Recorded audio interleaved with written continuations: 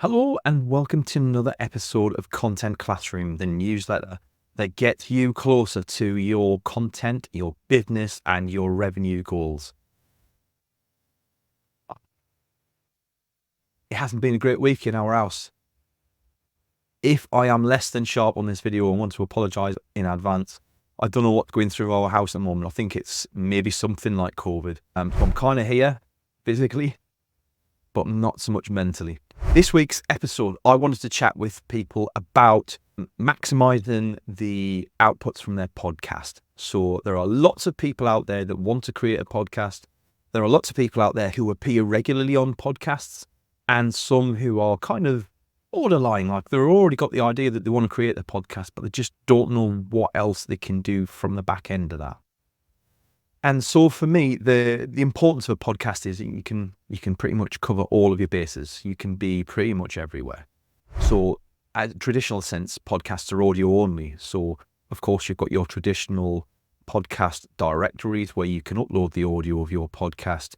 And even using something like Buzzsprout, you can automatically and dynamically attach an intro and an outro for that makes it sound so polished.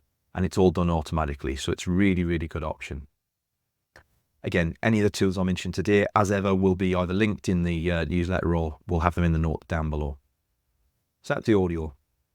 The video is where it starts to get exciting, right? So you've got the main video itself.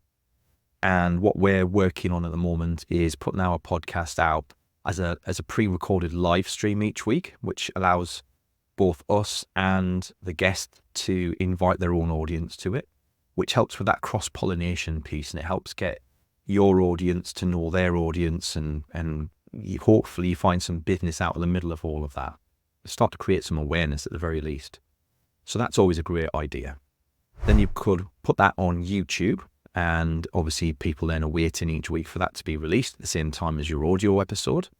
And maybe you want to leave some bloopers in there or something like that for the video one, right? You can make it slightly different in terms of how you edit it. So you can have a slightly different version, and the people would maybe go to the audio one for the more succinct version. If they want the more fun version, then maybe go to the video one. And that's the obvious bits out of the way and done with. Now, some ideas that I've got for how you can then add further value to that is, once you've recorded your podcast, maybe lean into the camera a little bit and do 5 minutes talk about the subject that your guest was super passionate about, that you have your own opinions and thoughts on. And just kind of summarize what was discussed, but then put your own spin on things and put it in a different light for some people. And that makes great bonus content. And it's a good opportunity to kind of advertise up front the episode. You can use that as a bit of a trailer. That being said, there's another idea there. So you can easily take the transcript from your podcast episode, pop it into an AI, Gen AI model, ChatGPT or similar, and ask it to create a trailer for you, where, it's just the narrated bit. And here's the episode, here's what you learned, join me on this date, this time, and you'll be able to see it. And I do that for all of my episodes. We have like a 60-second trailer clip creation where I advertise what's coming up in the next episode to get people interested, remind them on to hit the subscribe button. It's quite useful. So you've, again, got more content there. And then using tools like Descript, you can then turn that video into lots and lots of reels, so 15 or 20 or more shorter reels suitable for social media and to push out across YouTube and all of your other channels. You could do that in a variety of formats quite quickly. We've walked through how to do that before. So then you can go on, doesn't matter what your social media channel of choice is, you've got native versions that are suitable for that environment.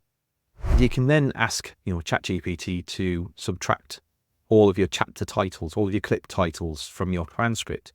And you can then put those into ChatGPT, into Canva, and create thumbnails for all of those. So again, it's not a lot of hard work. And you've already kind of created a lot of content.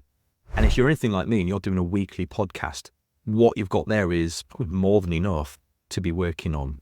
It's more than enough to cover 4 or 5 channels of different volumes of distribution. But honestly, I can't shout enough about how a podcast can raise your awareness with the wider network, how it can create content for you where you maybe dried up. And it's easy, right? Because you've already committed somebody else's diary to it, and because you've arranged for them to come on as a guest. You can't procrastinate on that because it has to happen. You've tied someone else's diary up. You need to get it done. And it's easy and it's fun a lot of the time, right? A lot of people enjoy recording the podcast, less so much the editing. So maybe you find a different person to do the editing. But, you know, for our clients, I'm seeing anything up to 100 digital clips produced per week at a reasonable price, depending on how much you want the transcript correcting, right? Because that's probably for a lot of people, that's where the time suck is going through that with a fine tooth comb and getting all the automatic transcribing 100% right. So food for thought. If you're on the edge about creating your own podcast, or maybe you frequently host on other people's shows or you're a guest on other people's shows, have a think about what you do with that content. And the last thing I would say is make it easy for your guests to refer your podcast.